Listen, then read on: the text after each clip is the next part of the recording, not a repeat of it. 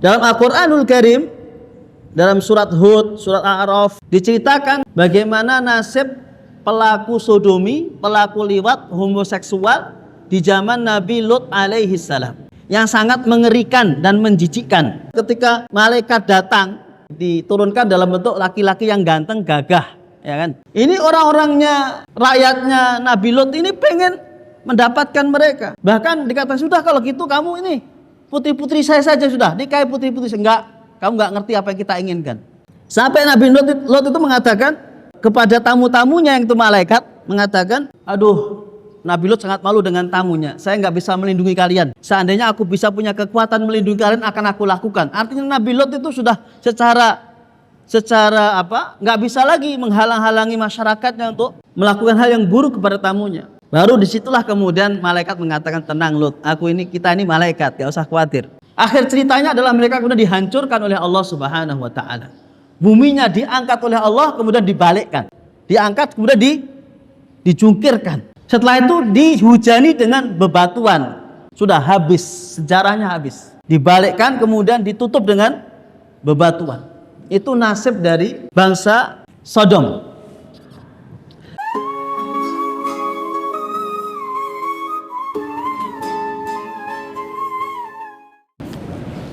Bismillahirrahmanirrahim. Assalamualaikum warahmatullahi wabarakatuh. Alhamdulillah wassalatu wassalamu ala Rasulillah wa ala alihi wa sahbihi wa man walah, wa la hawla wa la quwwata illa billah, amma ba'du. Hadirin hadirat jamaah salat zuhur yang dirahmati Allah Subhanahu wa Ta'ala. Alhamdulillah pada siang hari ini Allah berikan taufik dan hidayahnya sehingga kita bisa menjalankan wajiban kita salat zuhur, kemudian juga dengan menghidupkan sunnah Rasulullah Sallallahu Alaihi Wasallam. Kita kerjakan dengan jamaah dan kita lanjutkan untuk thalabul ilmi, mencari ilmu atau mengulang-ulang ilmu atau saling mengingatkan dengan ilmu. Semoga Allah Subhanahu wa Ta'ala lipat gandakan pahala kita semuanya. Salawat dan salam pada junjungan kita besar Muhammad sallallahu alaihi wasallam. Al-qail man yuridillahu bi khairan yufaqihu fid din. Barang siapa yang diinginkan kebaikannya, dunianya juga akhiratnya, yufaqihu fid din, diberikan pemahaman yang baik terhadap agamanya. Semoga majelis ini bagian dari cara Allah Subhanahu wa Ta'ala untuk menjadikan kita memahami agama kita dengan baik. Tema kita siang hari ini tema yang sangat serius banget ya. Tema yang sangat serius banget di dalam kehidupan kita beragama maupun kehidupan kita secara sosial. Dengan fenomena LGBT, bukan sekedar fenomena tapi ada upaya untuk normalisasi. Ada upaya normalisasi, bahkan kampanye terhadap perilaku LGBT. Banyak seminar digelar, banyak acara digelar secara gratis di tempat-tempat yang mewah, dibuat film-film, diajak para pemuda kita, mahasiswa kita, bahkan kalangan intelektual kita diajak, semua dalam rangka untuk normalisasi, dan lebih dari itu adalah sosialisasi dan kampanye masif.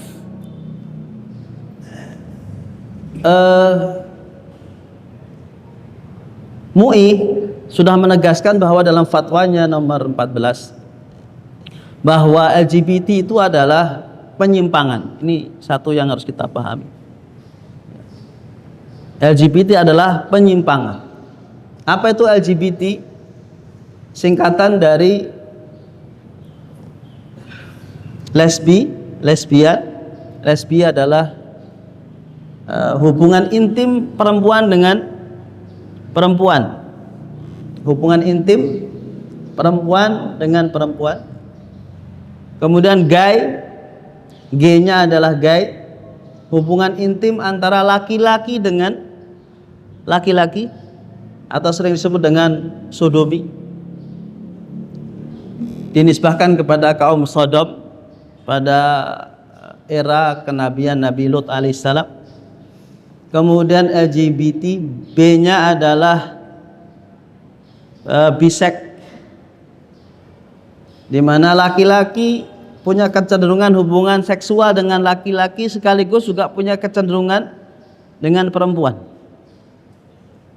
Yang terakhir, T-nya adalah transgender.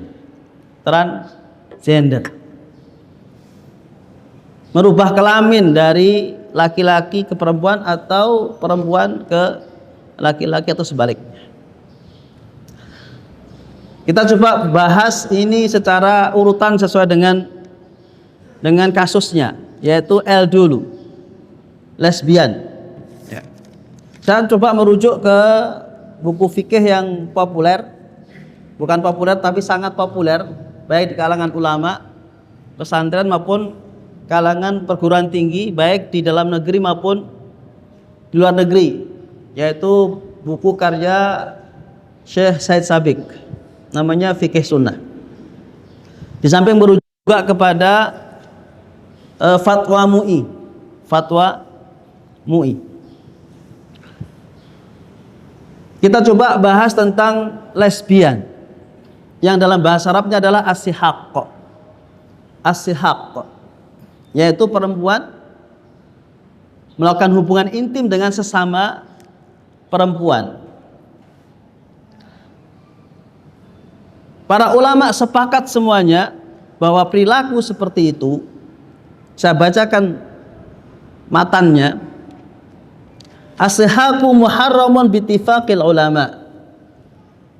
Lesbian itu adalah ulama semuanya sepakat bahwa itu adalah haram, dosa besar, minal kabair, dari dosa besar.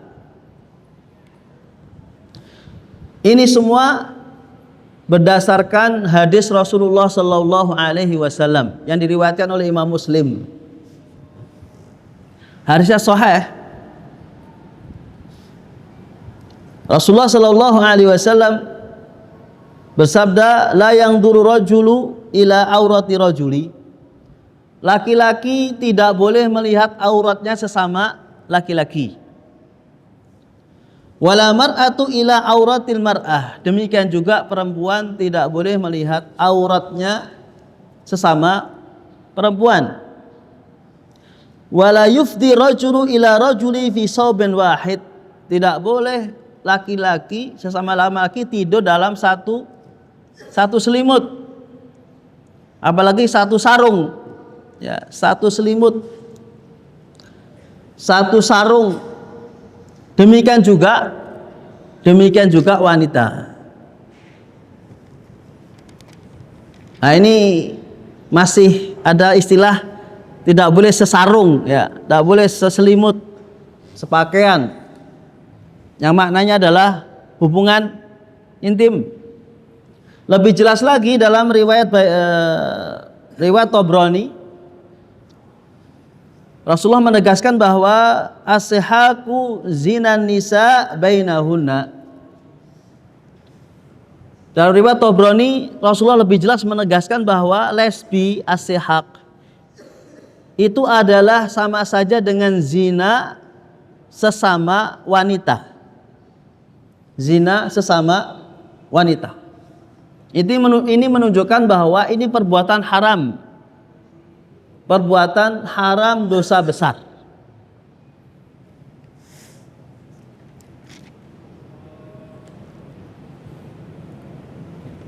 Dan ini juga sesuatu yang sudah lama. Di zaman Nabi Lut juga, di samping terjadi gay,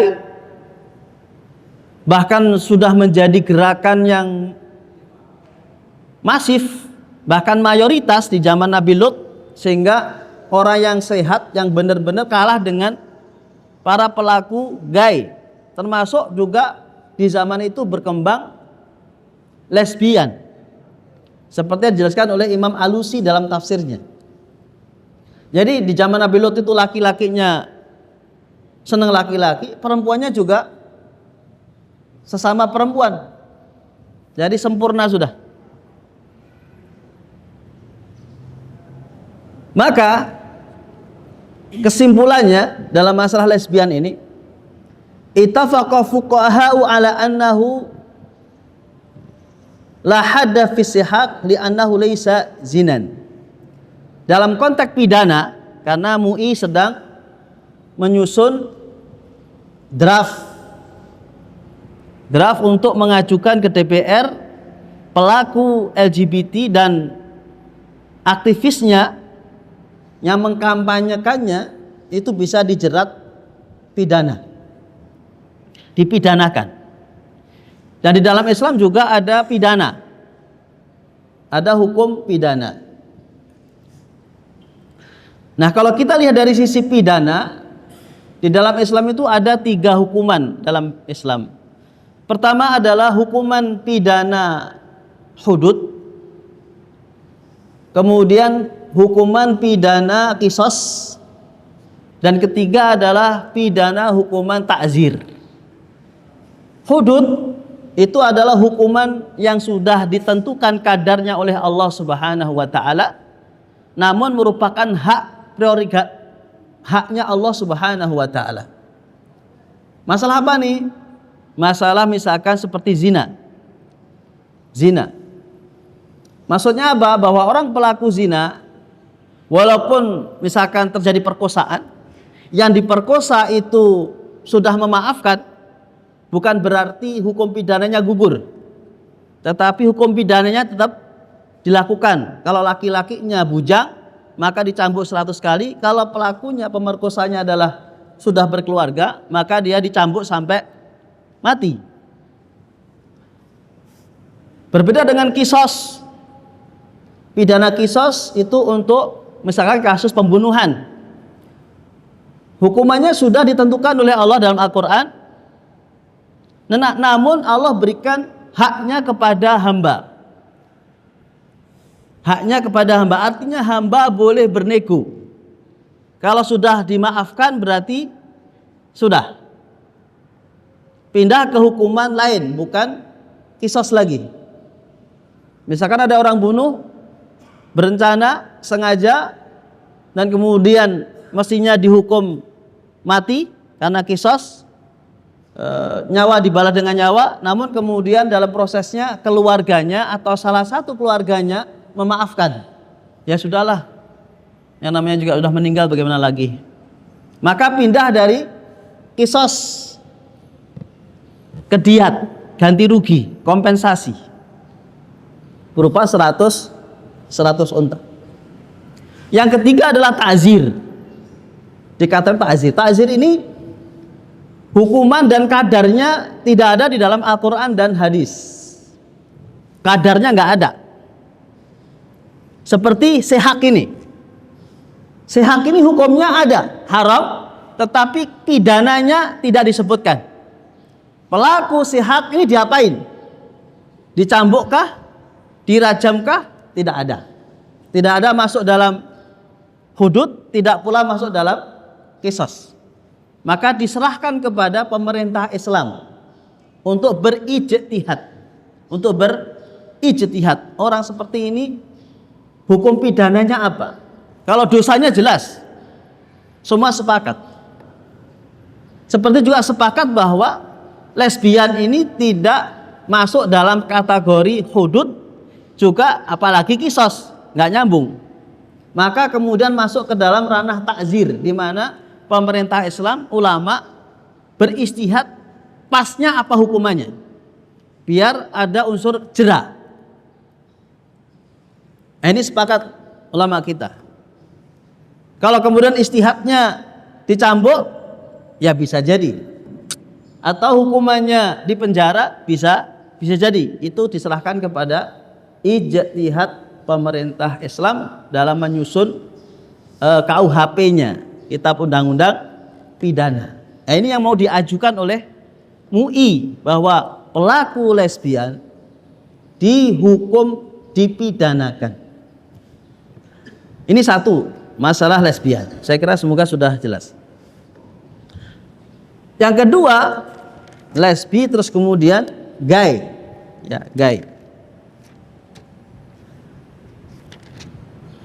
Dalam khazanah keilmuan fikih kita, gay ini disebut dengan sodom atau liwat. Liwat dinisbahkan kepada Lut alaihissalam. Di zaman Nabi Lut maka pelakunya disebut Lut, liwat. Disebut Sodom karena tempatnya dulu namanya daerah Sodom, liwat. Ulama sepakat bahwa lesbian dan homoseksual dalam bahasa yang kita sering dengar ini sama-sama sebetulnya lebih buruk daripada perzinahan. Lebih buruk daripada perzinahan. Mari kita lihat bagaimana ulama kita membahas masalah liwat ini, liwat. Dalam Al-Qur'anul Karim, dalam surat Hud, surat A'raf, diceritakan bagaimana nasib pelaku sodomi, pelaku liwat, homoseksual di zaman Nabi Lut alaihissalam. Yang sangat mengerikan dan menjijikkan. Maka angkanya ini di Indonesia ini semakin terus meningkat. Grup-grup WA dan grup-grup lainnya itu jumlahnya ribuan. Zaman Nabi Lut saja, Nabi Lut sampai nggak bisa menahan gerakan mereka yang massal. Sehingga Nabi Lut harus lari dari kampungnya untuk menghindari mereka. Bayangkan, berarti jumlahnya besar, bahkan bisa dikatakan mayoritas di negeri itu. Sampai Nabi Lut ketika malaikat datang, malaikat kan diturunkan dalam bentuk laki-laki yang ganteng, gagah, ya kan, yang bersih. Ini orang-orangnya, rakyatnya Nabi Lut ini pengen mendapatkan mereka. Bahkan dikatakan, sudah kalau gitu kamu ini putri-putri saya saja sudah, nikahi putri-putri. Enggak, kamu enggak ngerti apa yang kita inginkan. Sampai Nabi Lut itu mengatakan kepada tamu-tamunya yang itu malaikat, mengatakan, qala law anna li bikum quwwatan aw awi ila ruknin syadid.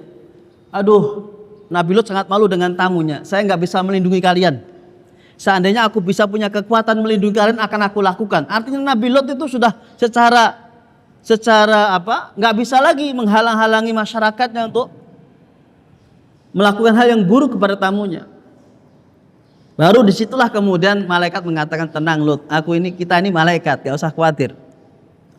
Jumlah mereka besar. Ujung-ujungnya kemudian, falamma ja'a amruna ja'alna 'alaiha safilaha wa amtarna 'alaiha hijaratan min sijil musawwamatan inda rabbika wa ma hiya minadh-dhalimina biba'id. Akhir ceritanya adalah mereka kemudian dihancurkan oleh Allah Subhanahu wa taala. Buminya diangkat oleh Allah kemudian dibalikkan. Diangkat, kan bolong berarti kan? Diangkat kemudian dijungkirkan. Setelah itu dihujani dengan bebatuan. Wa amtarna 'alaiha hijaratan min sijil mamdud. Sudah habis, sejarahnya habis. Dibalikkan kemudian ditutup dengan bebatuan. Itu nasib dari bangsa Sodom. Kemudian penyakit ini rupanya kembali kepada kehidupan masyarakat lagi tentang perbuatan liwat ini.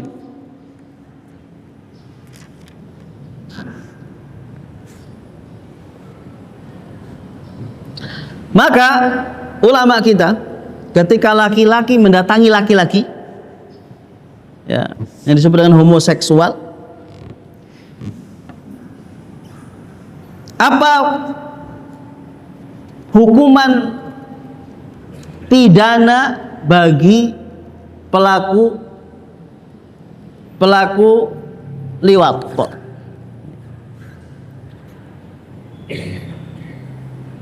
Al-Imam Ibrahim An-Nakhai, seorang tabi'in, kemudian juga Imam Syafi'i dalam satu fatwanya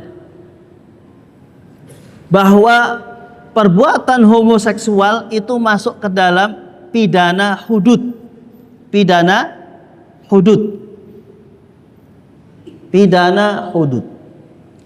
Yang sudah ditentukan oleh Allah Subhanahu wa taala kadarnya. Nah, kita ingin tahu nih, apa yang Allah takdirkan, hukumkan bagi pelaku homoseksual. Anna haddahu al-qatl. Bahwa pelaku homoseksual hukumannya adalah hukuman mati. Saya baca nih.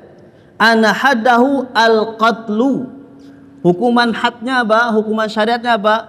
Hukuman mati. Walau kana bikron sawaun kana fa'ilan atau maf'ulan bih. Tidak melihat lagi apakah dia muhsan atau ghairu muhsan. Muhsan maksudnya sudah menikah. Wa ghairu muhsan masih bujang.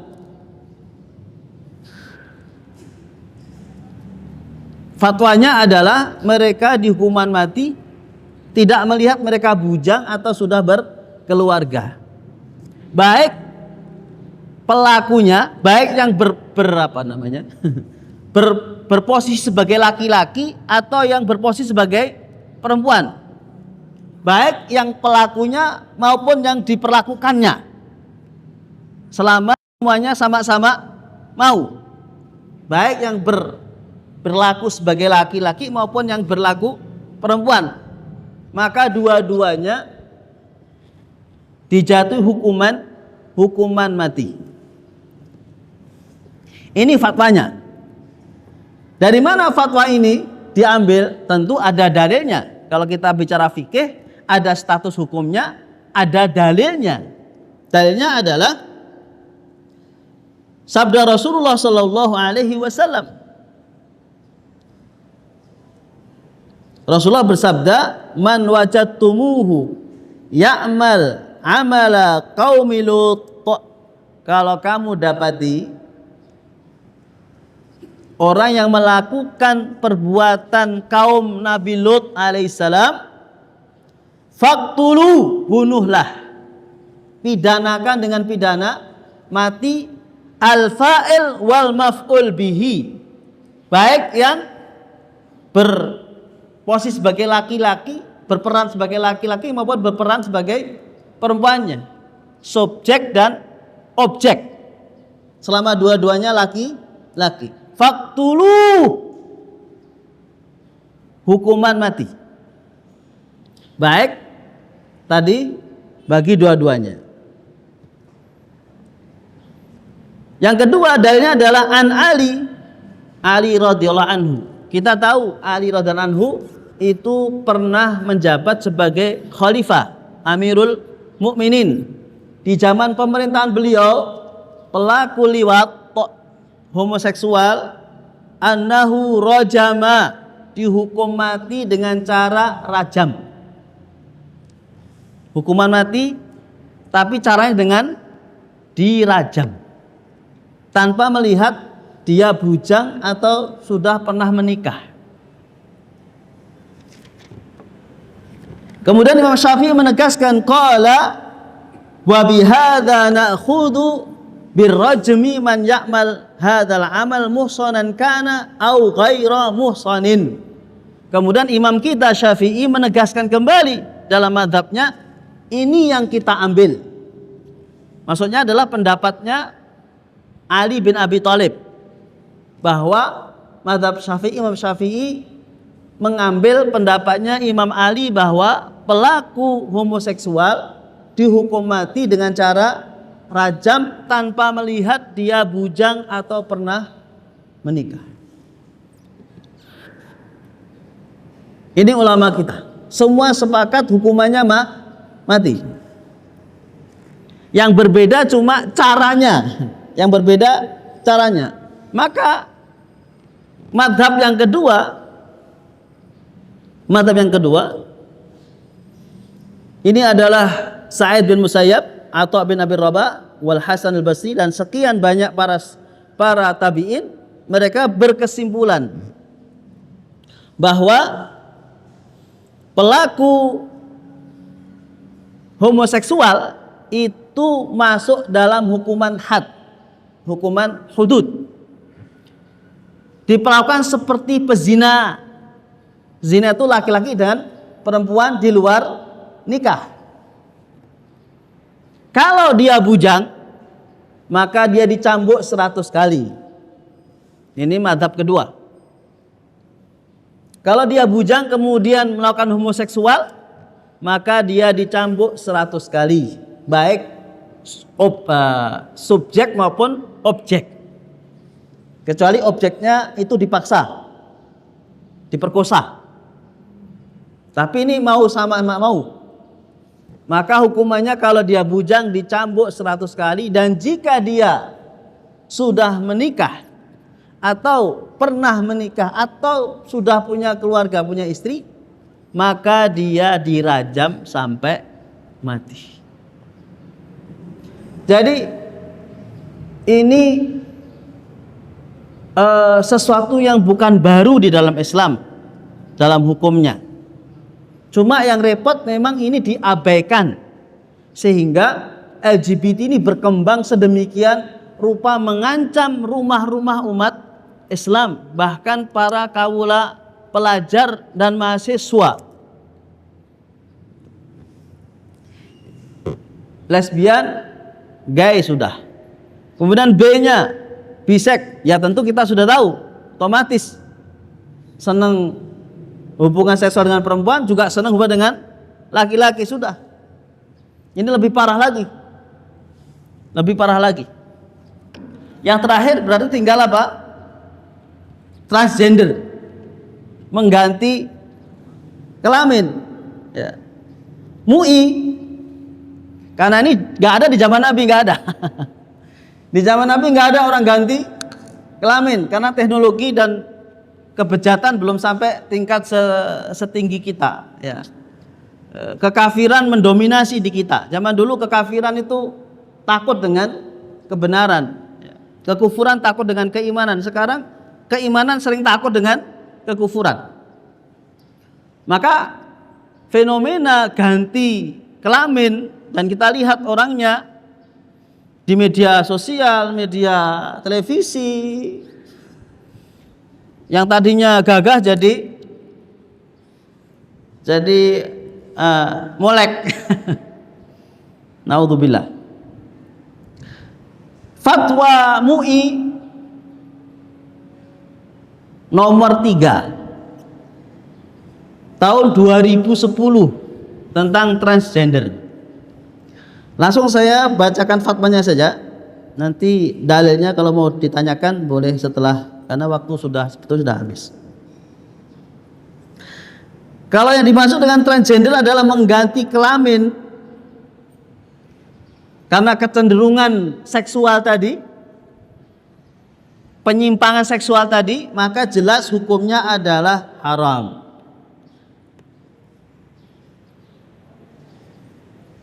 Mengubah alat kelamin dari laki-laki menjadi perempuan atau sebaliknya yang dilakukan dengan sengaja, misalnya dengan operasi ganti kelamin, hukumnya haram.